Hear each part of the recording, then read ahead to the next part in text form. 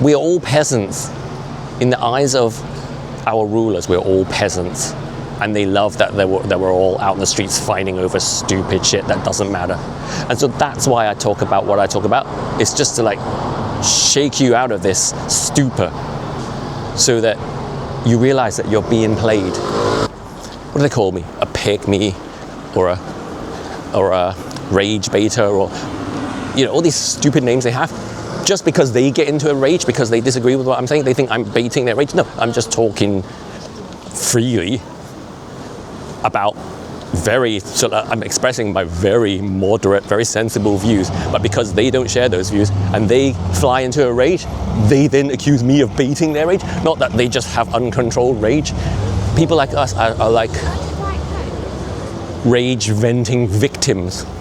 I'm the victim here, but they call me the baiter. So that's like saying that a girl walking around in a short skirt is a rape baiter. Do you know what I mean? They're the one attacking you. And then they hold you responsible for making them attack you. You know what? I've never even thought of it that way before, but that is isn't that exactly what they do? One of the things that I often moan about behind the scenes, like privately when I'm not on camera, but also in the scenes when in some of my past videos I've mentioned this, is that when you are in this game as a content creator, whether you use YouTube or TikTok or Instagram, but I would say especially on YouTube, the algorithm tries to pigeonhole you. Well, I suppose it's not the algorithm trying to pigeonhole you, but that's just the way algorithms work. You need to pigeonhole yourself and stick to a niche for the algorithm to understand what to do with your content. And this is why you find that most creators or influencers or whatever you call them all harp on about one single subject all the time. And that's fine if you can make it work. But for me, it's a bit of a struggle because I have so many diverse thoughts going on in my head. And I just have so much to say about everything. And I can focus on, if I really had to, I could focus on one particular subject all the time. If I really had to, if my life depended on it. Well, I suppose you could argue that if I'm in this business, my livelihood and thus my life does depend on it.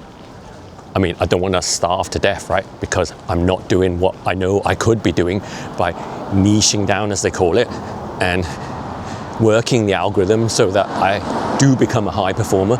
Because I know everybody often tells me, you should be getting much more views than you are because your content is so good. Thank you, that's very kind of you, and I really appreciate that. And I know it, I know I could if I were to niche down and just focus on one single subject and post only about that subject, but it's just so not in my nature because I'm so opinionated. I have something to say about everything, and I'm just like a very broad-minded person with a broad range of interests.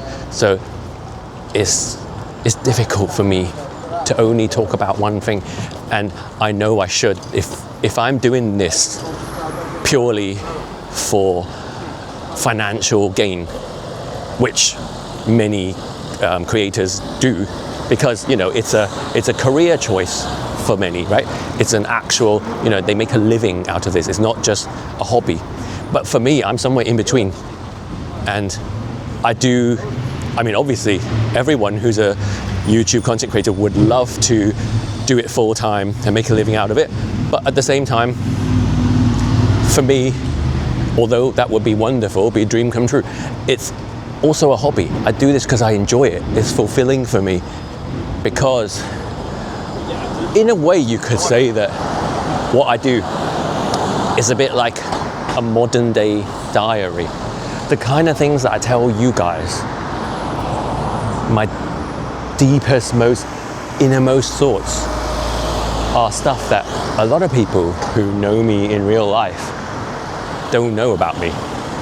Like, close friends and family don't know as much about what goes on inside my head as you guys do. So it's like I've published my diaries and made them public. That's what we do Well, some of us, depends on your style of content, right? But a lot of us, we just put all of our thoughts and feelings out there for the general public. So what we would have once upon a time written in a diary that nobody would be allowed to see is now out in the open for the whole world to see, for people who don't even know us to see.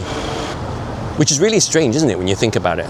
The way the advent of these modern technologies, big tech and social media platforms, has totally changed the way we look at stuff like privacy and what belongs in the public domain versus what we keep private.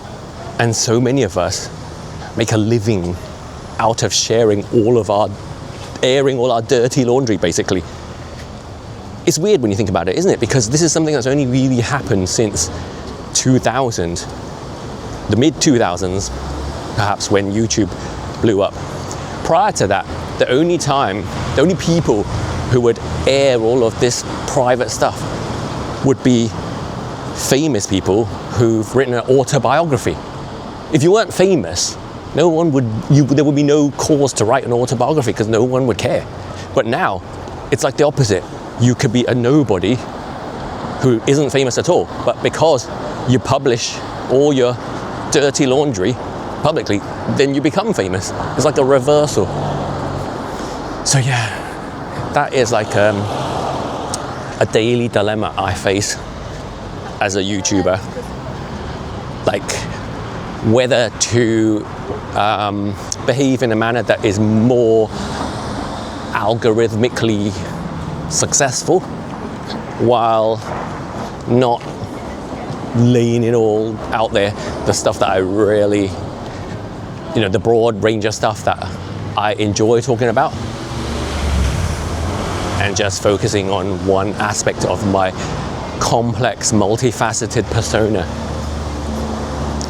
Do you guys get what I'm talking about? Is there anybody else out there who is a social media creator that you just want to talk about so much more, but you have to decide between whether you want numbers, views, engagement, and ultimately success, because nowadays success is gauged in terms of numbers. This is what has happened to our world, isn't it? Success is purely a numbers game. But for me, there's the success that you feel spiritually in your soul, which has got nothing to do with numbers. And it's like almost like it's cathartic, isn't it? For those of you who do what I do, it's there's something. It's almost like psychiatry for yourself, that you don't need to pay anybody. You don't need to pay a professional to lead. You just put it all out there, and you self-analyze, you psychoanalyze yourself for the public to view, and then taunt and trash you. Yeah, this is what we subject ourselves to, because everybody judges your feelings as well. They judge your feelings and opinions and feel that they have a right to totally like rip into you because you put it out there. It's your choice to share. So yeah, oh my God, here I go again. This was meant to be an introduction. This is the introduction to my video. I haven't even gotten into the meat of my video yet, but I was gonna say that, yeah, I do, as you all know, those of you who have watched much of my content know that I talk a lot about politics, especially identity politics, all of this divisive left-right nonsense and all this superficial identity-based politics around superficial external characteristics like race and gender and sexuality and stuff that is being used to divide us when these things really don't matter ultimately. But yeah, I talk about that. I talk about that a lot because it's such a big part of the social media world.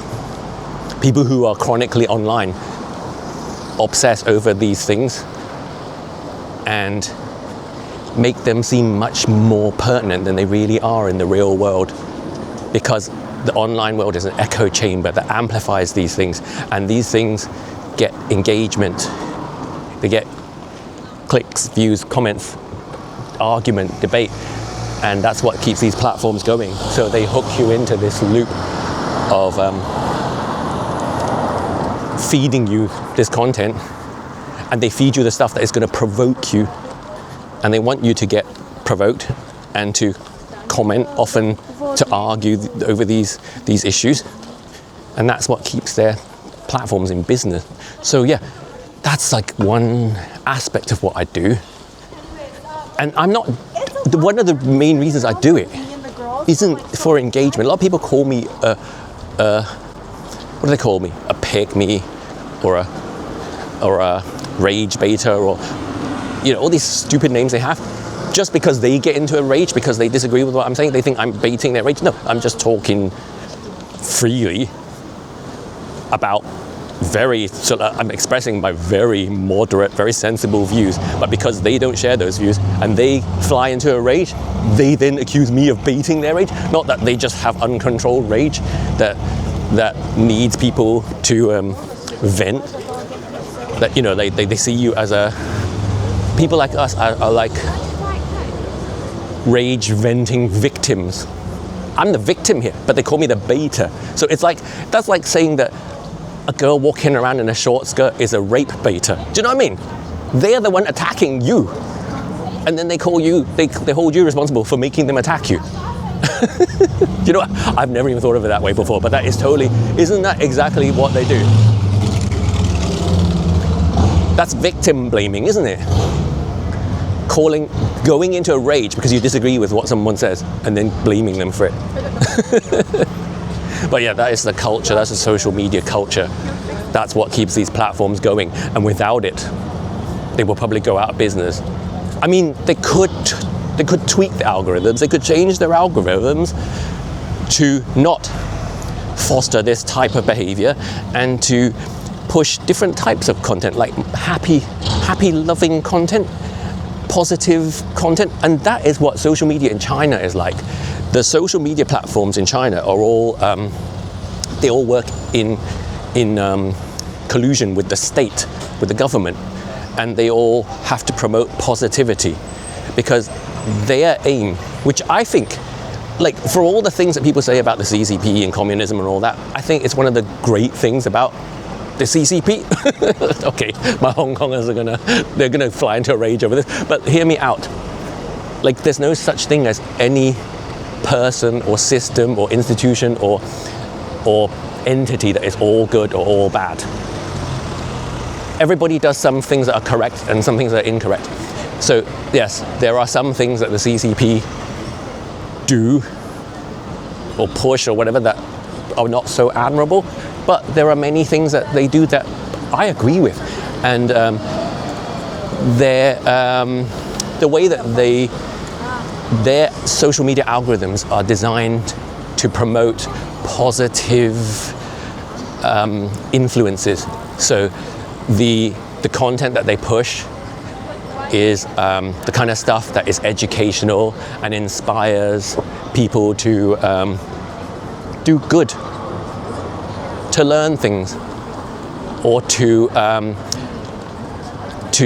engage in behaviors that are good for society. And you really notice that it's very stark if you look at Chinese social media in China. The stuff that their citizens consume, it's overwhelmingly positive. And obviously the downside to that is that there could be really serious injustices taking place, and that's not allowed. They would censor that completely off their platforms. And not even necessarily injustices, but for example, there was, I remember when a whole bunch of major cities were flooded. They had catastrophic floods, which are quite common. They have these often, right? Where entire cities were submerged, and there was a huge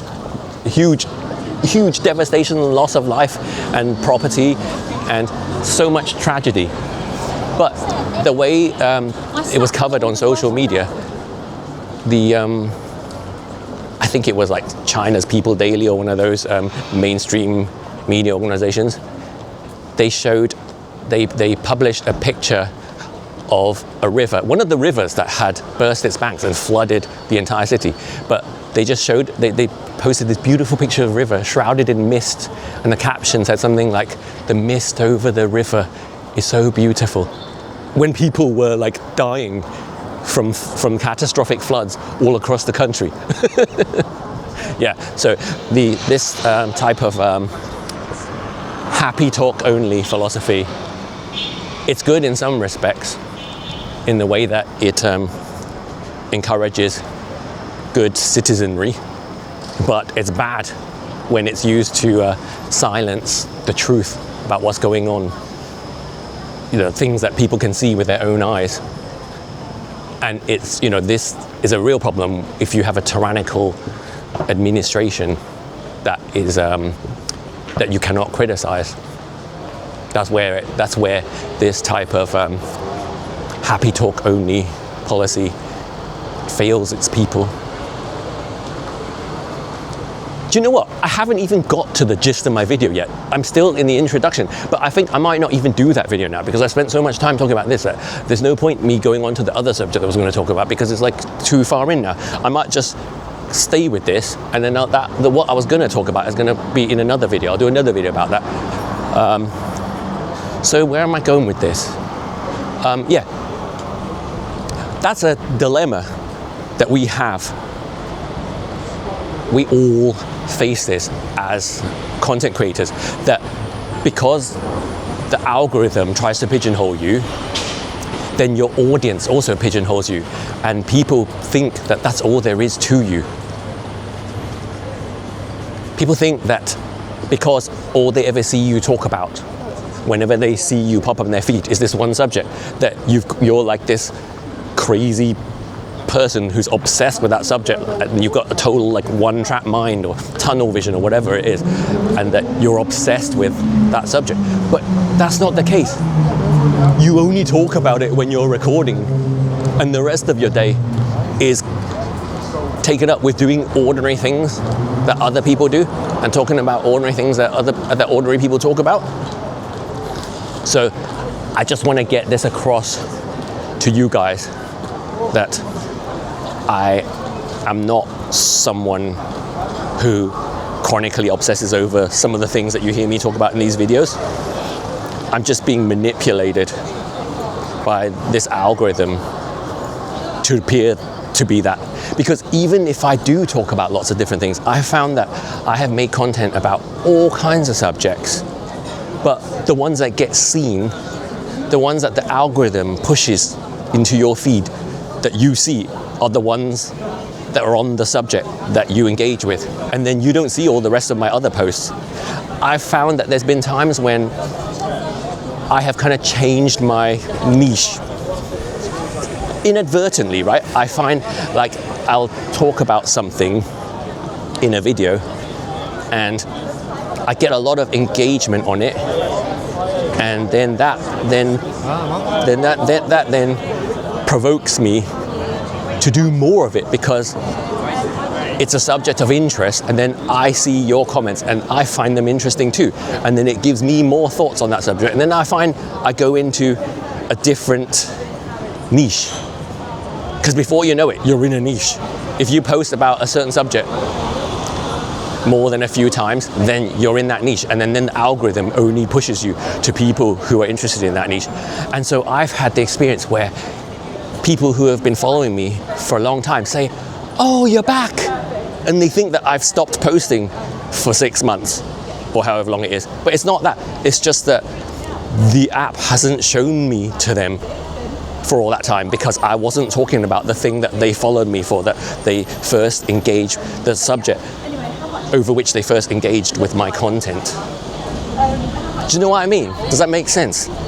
Like, I will disappear from your feed as soon as I talk about something that doesn't match the subject that you most engage with. And this is kind of a problem, I think. not just for us lot, the content creators, but it's a problem for the whole of society. Because this is why we have so much division in our world. If you think about it, we were much more harmonious. Society was much more unified, and there was much less anger and much less mistrust. Back in the days before social media, when people just had real life conversations in the real world about the kinds of issues that now a lot of people only ever discuss online. Or you might not even discuss it, you might just simply consume the content, like you might just watch without necessarily creating or inputting or commenting or anything. But these algorithms that feed us what we're interested in and what we engage with continue feeding us the same thing. So if you're a leftist, or if you're conservative, whatever it is you are, or if you're an ethnic minority who thinks a lot about race, or if you're a member of LGBT who thinks a lot about your sexuality or your gender, the algorithm thinks that that is your niche. Just as it treats us creators as having a niche, it treats you as a consumer as having a niche, and it will continue feeding you just that. And then your world becomes narrower and narrower, and your beliefs, whatever they are, become increasingly reinforced by this rabbit hole that the app has put you in, where it feeds you only the content that reinforces your existing beliefs. And it doesn't show you stuff that is aimed at the people on the other side of whatever that divide is, who are fed a completely different narrative. So whatever side of any issue you are on, in terms of what you engage with most and what you identify with, you're pushed further and further to that side, and further away from people on the other side of that line. And that's why we live in a world today that is so divided, where you could speak to two different people about the same thing. There could be something that happens that is covered on the news, an event of some sort, and the left-wing media covers it in one way and the right-wing media covers it in another way.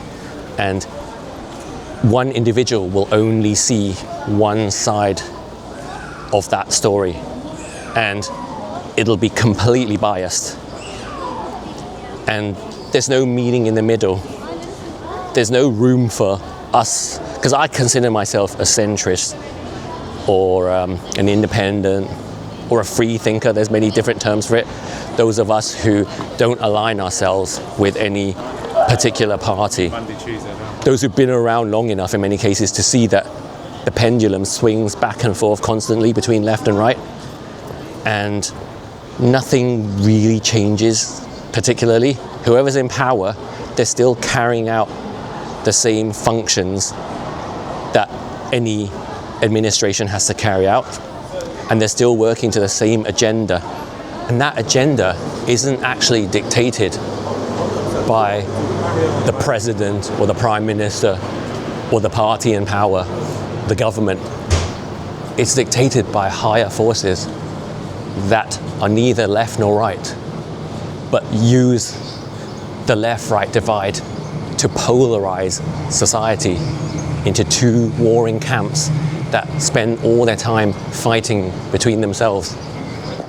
And this false division that has so many ordinary people totally consumed, their entire consciousness, in some cases, people who are chronically online, is consumed with fighting this battle that is totally made up. When you look at the things that our governments are doing across the world, whether they're leftist or right-wing governments, you'll see that most of them are actually doing the same thing. They use different language, and if you kind of dissect it down to individual projects and initiatives. They have different to-do lists, basically. But everything on those to-do lists goes towards achieving the same goal. There are set goals that any elected leader right now in the world is working towards. And these are not goals that we voted for, and they're not things that we have a say in. There's a bigger agenda. And the fact that they have all of us, all of the peasants, fighting over the minutiae on the agenda, the little bullet points, but not seeing the full picture, that works very well for them. That keeps you from prying into what they're really doing, the things that affect all of us. And a lot of these things are things that we would never support, we would never vote for, but things that they have agreed to, and they are individually carrying out in their own way, using their leftist language or right-wing language. They pander to their voters, communicating to them in a way that appeases the people who put them in office. But at the end of the day, they will just carry out the same things. So, when you see me challenging identity politics, all this woke nonsense, or when I moan about leftists calling us fascists when we disagree with them, the reason I do it is not because I'm a right-winger or I'm a conservative magtard or whatever you want to call me. It's because I'm trying to snap people out of this hypnosis that they're in. People who've been brainwashed to hate their fellow man. We are all peasants. In the eyes of our rulers, we're all peasants. And they love that we're all out in the streets fighting over stupid shit that doesn't matter. And so that's why I talk about what I talk about. It's just to like shake you out of this stupor so that you realize that you're being played. A lot of the things that the average person, well, no, it's not even the average person, because the people who are the real agitators who cause grief for most of us, the people who cause grief for us normal people, that minority who is very loud and very forceful and oppressive, that somehow often manage to silence everybody else who disagrees with them, those people, they're basically crazy. And they've been so radicalized, so brainwashed by this divide and conquer strategy of our shared oppressors, the people who oppress all of us, that it's driven them to become hostile and lash out at us lot, ordinary people. So the reason I talk about it is just to resist and not to allow yourself to be lured into this battle between the left and the right, which is totally made up, it's totally arbitrary and meaningless. And it's not just between left and right, but between all the different identities, all of the identity groups that have been labeled with a word in this game of identity politics, a word that's supposed to summarize your entire being based on some superficial characteristic. Yeah, don't participate in it. That's my message. That's why I make the videos I do a lot of the time. It's not that people think that I'm really engaged with it, but I'm not actually.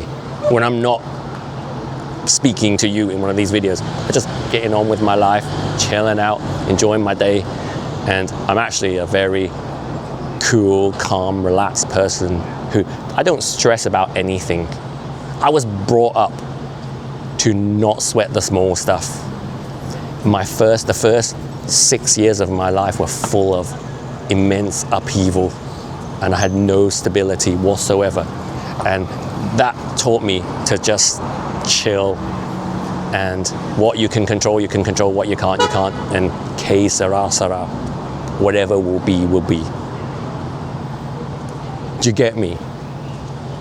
Can you relate to what I'm saying? Do leave me a comment if you can, or if you don't, if you totally disagree with everything I've said and think I'm talking total bollocks, let me know, because I'm open to all opinions. And as ever, if you enjoyed this video, please give it a like.